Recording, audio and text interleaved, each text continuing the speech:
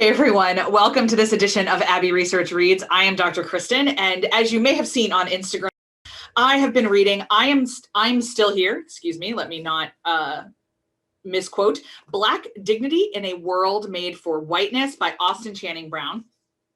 Now, I first got to hear Austen speak in person at the Why Christian event at Duke University in 2018.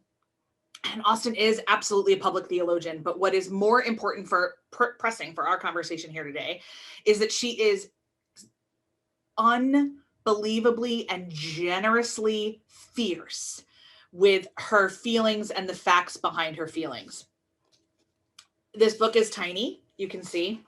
I think I've read it 4 times now, and I'm really glad. This is my first time post the murder of George Floyd or Breonna Taylor's murder that I read this, and I'm glad I've read it with 2021 eyes, that I've marinated on it. For my money, this is worth it for everything. So please don't not buy this book. But there are 2 chapters in particular that they are worth the price of admission, as it were. One is called Nice White People, and one is called The Story We Tell. Now, why I want to bring up Nice White People in particular is that in the last 8 months, I think this is one of the questions that I, as a hopefully nice white person, but not in that way, have answered for fellow white people. I've talked a lot about how you can have, there's a difference between being a white supremacist and being somebody who was raised with white privilege and being unintentionally racist in some ways. Now, that is not an excuse to stay unintentionally racist, but it is an explanation, and there are gradations along this way. And that being nice doesn't mean you're not also racist or sexist or homophobic or any of the other things. Being a nice person doesn't preclude you from being wrong about things. In particular, there are a lot of books out there right now being written by white folks about Black experiences in America in particular. Of course, we have to remember that racial conversations, while there are parallels in every country, have nuances in the United States that they don't have in many other places. So we need to hold that tension in mind. But I find it so much more important to me as a person. I know how white people think about this. I'm a white person, and I'm friends with a lot of white people, and I force them all to talk to me about this. I am always grateful when people of color, and particularly writers with such power as Austen Channing Brown's have, explain to us what it feels like with different skin, essentially. I want to read you a passage. This is from page 101 of this edition of the book. When you believe niceness disproves the presence of racism, it's easy to start believing bigotry is rare, and that the label racist should be applied only to mean-spirited, intentional acts of discrimination. The problem with this framework, besides being a gross misunderstanding of how racism operates in systems and structured enabled by nice white people, is that it obligates me to be nice in return rather than truthful. I'm expected to come closer to the racists, be nicer to them, coddle them. Even more, if most white people are good, innocent, lovely folks who are just angry or scared or ignorant, it naturally follows that whatever racial tension arises, I must be the problem.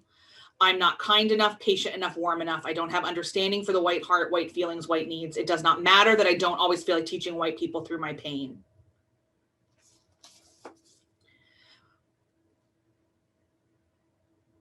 It should deeply matter. It should deeply, deeply matter. And that there have been so many circumstances, not only in Austen's life that she talks about in this book and on social media so graciously, but a whole lot of other people of color have talked about. It's not,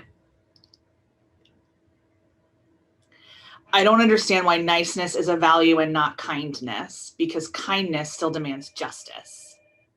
Kindness still demands equity. Kindness is not polite. Kindness is not necessarily polite. I mean, kindness isn't the bless your heart talk of Southern America.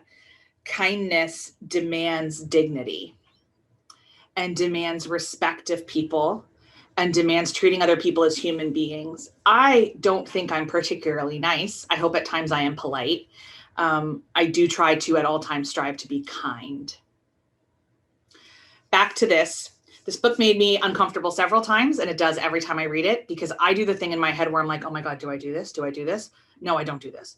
No, do I do this? How do I make sure I never do this again? What is it? Which is a different flavor than white guilt, which I don't have a lot of time for. But every time I read this book and many others that I'm going to review on this channel and that we've talked about before, especially things like Eloquent Rage by Brittany Cooper, and Morgan Jenkins's work, and Jessamine Ward's work, and Roxane Gay's work, really, really, really strong, or any of Brittany Packnett Cunningham's tweets, to be completely honest. If I'm not uncomfortable on some level, I worry that I'll think I've arrived and I'm not still having to unpack my whiteness, which is a constant thing. I'm constantly being needed to remind myself and others that I am white and that I have the power in racial disparity all the time, especially because I am a fairly middle of the road presenting white person. And if I look threatening, it's not because of my skin tone. So anyway, this is a little bit disjumbled. That's not a word. This review may be a little disjointed, rather than some other ones. I usually try to write out my thoughts and my notes ahead of time so I can give you guys a little bit more of a cohesive thing. But I wanted to be raw with this one. I wanted to say, please buy this immediately. The links are below. Please engage with this. This is both a quick and deep read, and one you may return to several times. Some of you may have already read it because Reese Witherspoon picked it for her book club over the summer, which I was thrilled about because I knew that it's amazing. There's a lot of things in here that she pokes at, and she does it quickly, succinctly, and without any apology. And Jen Hatmaker, who's one of my favorite public theologians, says that it is devastating, beautiful, and haunting, and it leaves no room for a tepid reaction. Well, Jen, that's my review as well. Not that she'll ever see this, but Austin, thank you for writing this, and thank you for the work that you do. Please, I beseech you, everybody, buy this book immediately, and then come and tell me what you think about it in the comments. Please do the YouTube-y things. As always, subscribe, comment, share, what have you, like the video. It really does help us. But also, if you've read other great books, specifically on the Black-white binary and the work and the conversation around this construct of that nice white people can't be racist, I'd love to know your resources in case there's something I haven't come across yet that I should be engaging with. So that's all for now in this edition of Abbey Research Reads. I'll see you next time. Bye.